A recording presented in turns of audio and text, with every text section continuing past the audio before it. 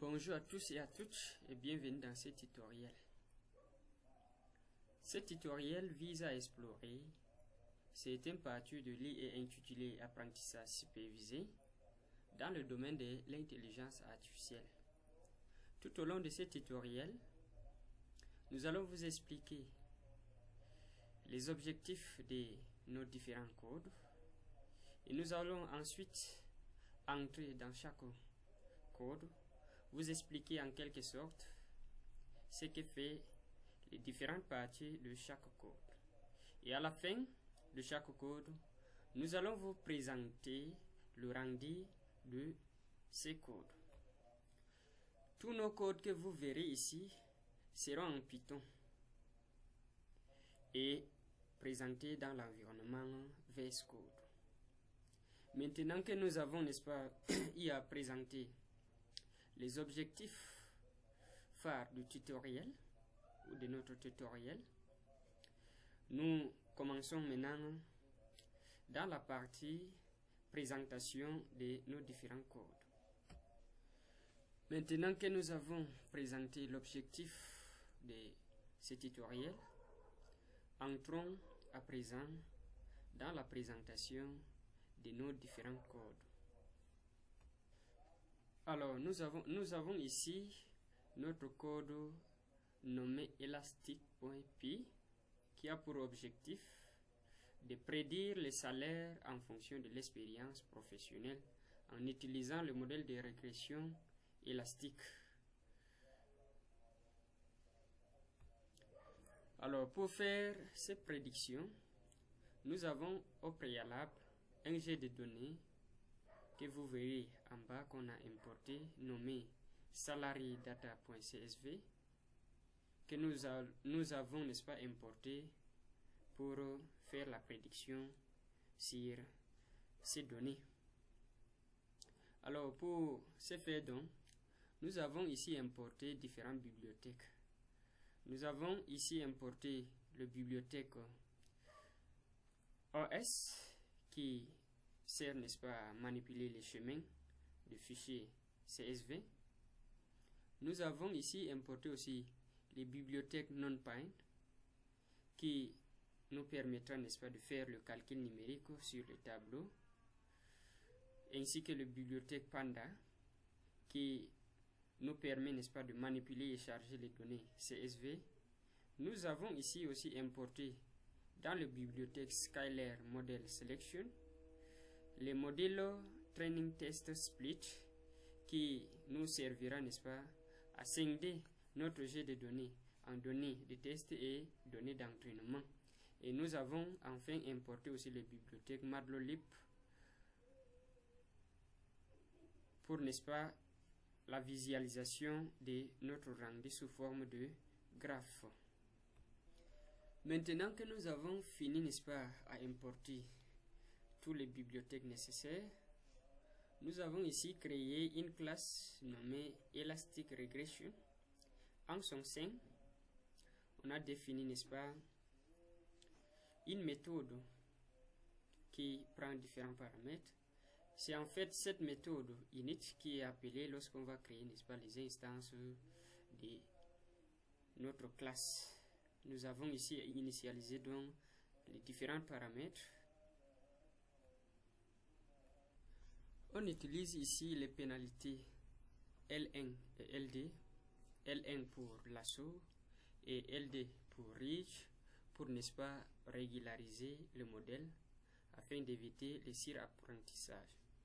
Alors, par la suite ici, nous avons ici créé une méthode filtre qui prend en paramètre les features et les sorties.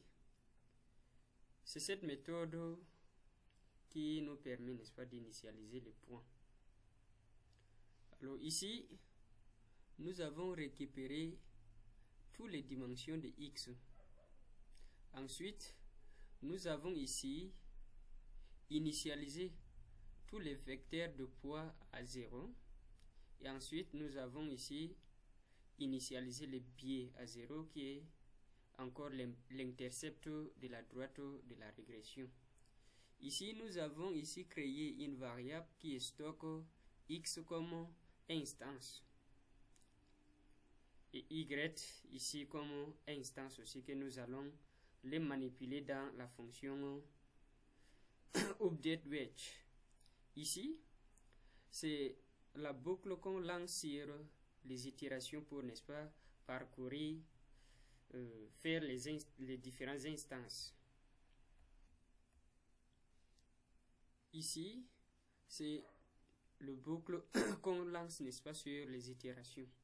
Et ici aussi, on appelle la fonction which elle-même. Et ici, on retourne, n'est-ce pas, l'instance de la classe. Après, nous avons ici défini une méthode updateWedge pour les mises à jour de paramètres. Nous avons ici créé une variable qui prend l'appel de la fonction predict pour obtenir, n'est-ce pas, les prédictions actuelles sur les données d'entraînement. Nous avons ici initialisé le gradient à 0, le vecteur de gradient à 0, for j in range self. Ici, c'est le boucle qu'on déclenche pour calculer les poids et les gradients en fonction de chaque poids. Ici, à L1 grade, on affecte self.L1 penalty. On crée une variable à laquelle on affecte la pénalité 1 si le poids est supérieur à 0 et moins self penalty 1 si le poids est supérieur inférieur à 0 autant pour moi. Ici, on crée une variable sous forme de tableau pour le calcul complet de gradient. Ici, on crée une variable, on met à jour, je voudrais dire, on met à jour, n'est-ce pas, le poids en calculant, n'est-ce pas, la différence entre, ou en soustrayant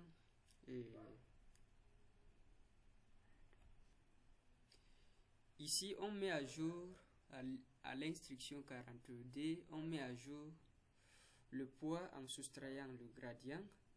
On met aussi ici à jour les biais en soustrayant aussi le gradient. Et en fait, enfin ici on retourne l'instance de la classe. Ici on a défini une méthode predict qui prend en entrée le feature x, une instance, et qui retourne, n'est-ce pas, les prédictions, qui calcule et retourne les prédictions sur ces features. Oui, ici donc, je pose une condition pour, n'est-ce pas, l'importation de mon fichier CSV. Je me fixe ici, j'ai fixé ici que ce fichier peut être lu directement. Ça, c'est la condition que j'ai posée. Maintenant, j'ai créé une variable CSV à l'intérieur de laquelle j'ai stocké le chemin d'accès, n'est-ce pas, à mon fichier ci. Tout en sachant que j'ai déjà importé les bibliothèques OS pour la manipulation du chemin d'accès. J'ai créé une variable ici en appelant, n'est-ce pas, le bibliothèque Panda pour la lecture de mon fichier CSV. Ici, j'ai ici défini une variable x à l'intérieur duquel je stocke, n'est-ce pas, je stocke tout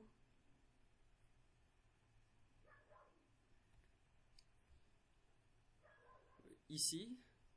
Je récupère toutes les lignes et toutes les colonnes excepté de la dernière colonne et je mets point value pour le convertir en tableau.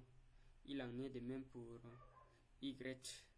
Ici, j'ai scindé, n'est-ce pas, mon jeu de données ici en x training, x text, x training, Y-test, c'est-à-dire j'ai scindé en données de tests et d'entraînement en utilisant, n'est-ce pas, le modèle training test split, tout en sachant que j'aurai, n'est-ce pas, un tiers des données pour les tests et 2 tiers pour l'entraînement. Ici, j'ai créé, n'est-ce pas, on crée ici une instance de la classe Elastic Regression qu'on a, n'est-ce pas, initialisée. Ici, on appelle, n'est-ce pas, la fonction training et la fonction fit pour, n'est-ce pas, faire la prédiction sur les données d'entraînement. Ici, donc, j'ai créé une variable predict qui prend, n'est-ce pas, toutes les prédictions sur les données de test.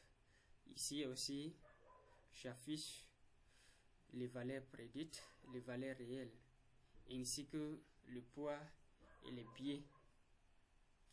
Ici, on fait, n'est-ce pas, dans l'étape 6 qui est, n'est-ce pas, la visualisation.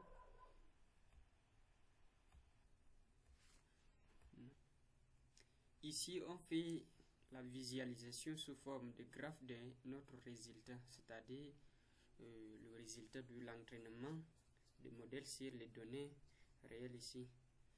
Ici, on représente, n'est-ce pas, le poids X et Y, les données, je veux dire les données de X et Y en rouge, c'est-à-dire les valeurs réelles, et ici aussi en orange les valeurs prédites, c'est-à-dire la droite de régression. Et ici aussi c'est le titre, il en est aussi de même pour les valeurs en abscisse et le salaire. Bon, nous allons maintenant passer à la présentation de notre deuxième code. Nous voyons maintenant, je vais essayer d'exécuter le code pour vous présenter le rendu.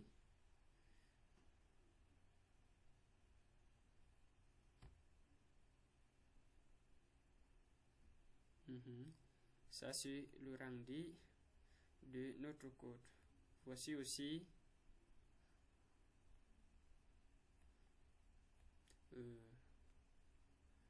le graphe de visualisation. Maintenant, nous passons à la présentation du code suivant. À présent, nous présentons donc notre code nommé optimisation.py. Alors, l'objectif de ce code est, n'est-ce pas, de trouver les meilleurs hyperparamètres alpha pour les modèles Rich et Lasso en utilisant la validation croisée. Alors, le modèle Rich vise ici à trouver le meilleur équilibre entre les données ajustées et les pénalités de grands points, tandis que le modèle Lasso vise ainsi aussi à trouver les meilleurs équilibres pour la sélection de features. Pour ce faire donc, nous avons ici importé différentes bibliothèques. Nous avons la bibliothèque Panda, NumPy que je vais à les expliquer. Nous avons ici from Skylair Learning Model importé les modèles Rich et Lasso déjà définis. From Skylair Processing, nous avons aussi importé le modèle Standard Skylair pour normaliser les données. Nous avons ici aussi importé les bibliothèques OS qui nous servira, n'est-ce pas, à manipuler le chemin d'accès à notre donnée CSV. Ici, nous avons créé une variable à l'intérieur duquel nous avons, n'est-ce pas, stocké le chemin d'accès à notre fichier CSV. Nous avons ici créé aussi une variable qui permet, n'est-ce pas, de charger notre fichier CSV et les lire. Ici, on extrait les features. Ici également, on extrait les cibles, c'est-à-dire la variable cible. Ici, on normalise, n'est-ce pas, les données, puisque la normalisation en est essentielle pour les modèles Rich et Lasso, puisque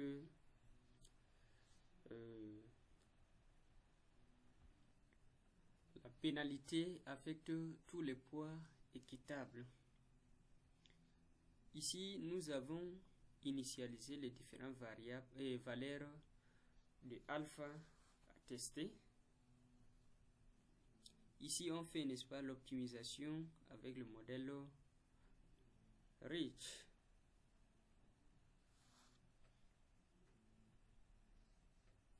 Alors, CSV égale à 5 veut dire quoi? Veut dire diviser, n'est-ce pas, les données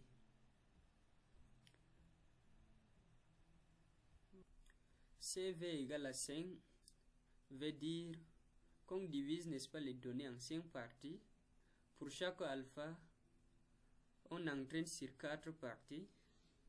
On valide sur la 5e partie. On calcule l'erreur, puis on répète 5 fois en changeant la partie de validation. Ensuite, on choisit les meilleurs alphas basés sur la moyenne des erreurs. On affiche ici le meilleur alpha avec le modèle riche.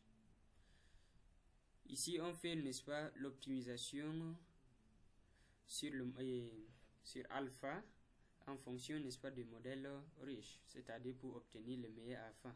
Ici aussi, on affiche le meilleur alpha dans le modèle riche. Variable qui stocke, n'est-ce pas, de séries de pandas avec des index. Ici, on affiche donc ces coefficients. Maintenant, nous essayons, n'est-ce pas, de vous présenter le rendu de ces bouts de code. Nous avons ici donc le rendu de ces bouts de code que vous voyez ici. Maintenant, nous passons à la présentation de notre troisième code. Pour notre fichier rich.py, ce code, n'est-ce pas, implémente une régression rich pour prédire le salaire en fonction de l'expérience professionnelle. Ce modèle rich est une technique d'apprentissage automatique qui ajoute, n'est-ce pas, une pénalité pour empêcher le modèle de devenir trop complexe, c'est-à-dire empêcher le surapprentissage. Pour ce faire donc, nous avons ici importé différentes bibliothèques. Je les ai expliquées au début du tutoriel. Nous avons ici créé une classe Rich Regression à l'intérieur duquel nous avons défini le constructeur, c'est-à-dire la méthode de la classe qui serait appelée lorsqu'on va, n'est-ce pas, créer l'instance de la classe. Ces méthodes prennent, n'est-ce pas, différents paramètres. Ici, on a initialisé ces différents paramètres. Ici, on a défini la méthode fit qui prend, n'est-ce pas, les features et les sorties pour faire, n'est-ce pas, la prédiction sur la valeur réelle et la valeur prédite. Ici, on récupère toutes les dimensions de x. Ici, à l'itération et à l'instruction 26, on initialise tous les poids à 0. On initialise aussi l'intercept, le biais à 0. On crée ici une variable qui va stocker et les features qu'on va, n'est-ce pas, les manipuler dans la fonction updateWeight. Ici, ça c'est le boucle qu'on va, n'est-ce pas, déclencher sur les itérations. Ici, on fait donc l'appel de la fonction up pour manipuler, n'est-ce pas, les données qu'on a stockées dans les variables ci. Ici, on retourne, n'est-ce pas, l'instance de la classe en question.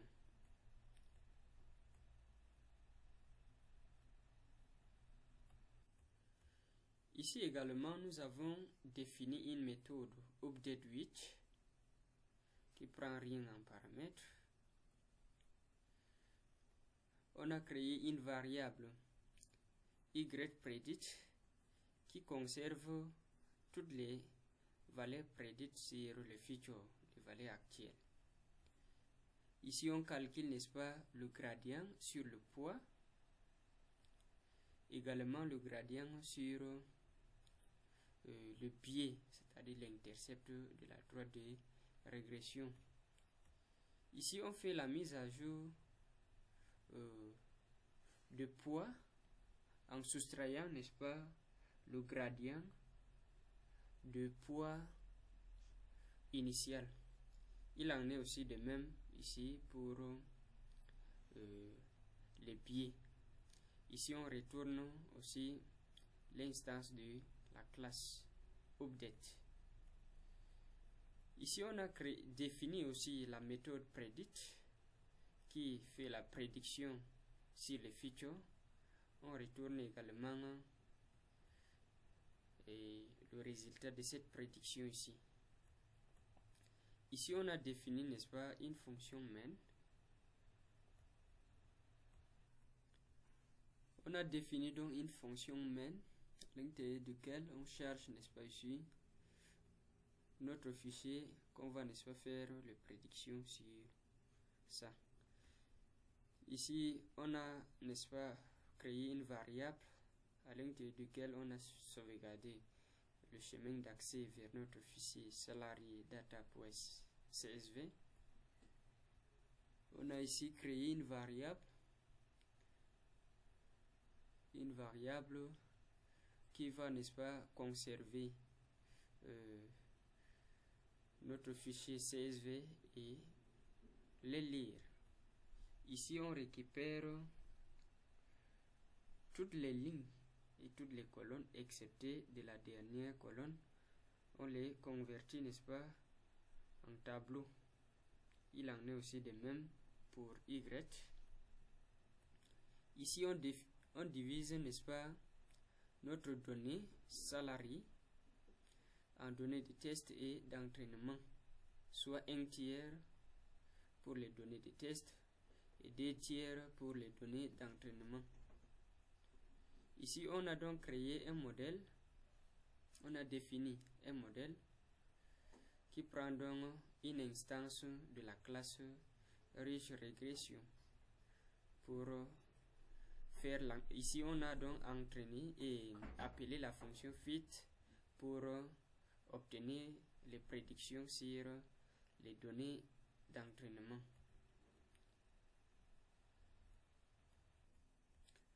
Ici, on a créé, n'est-ce pas, une variable yPredict qui stocke les données de prédiction sur les futurs. Ici, on affiche donc ces données-là, c'est-à-dire les valeurs prédites, valeurs réelles, les poids et les biais. Ici, à la fin donc, on fait donc la visualisation sur l'entraînement du modèle. Ici, on fait donc l'appel de la fonction main pour l'exécution en question. On présente maintenant le rendu de ces codes.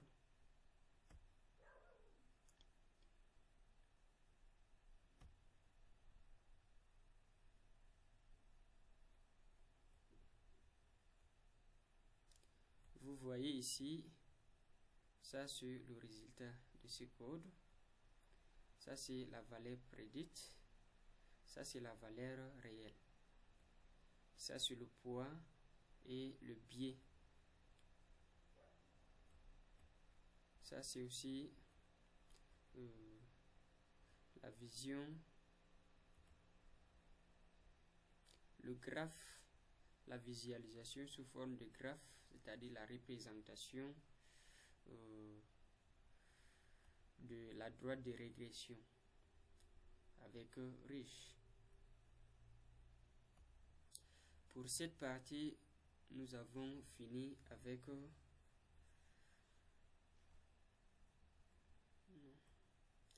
ainsi donc nous avons fini avec la présentation de cette partie.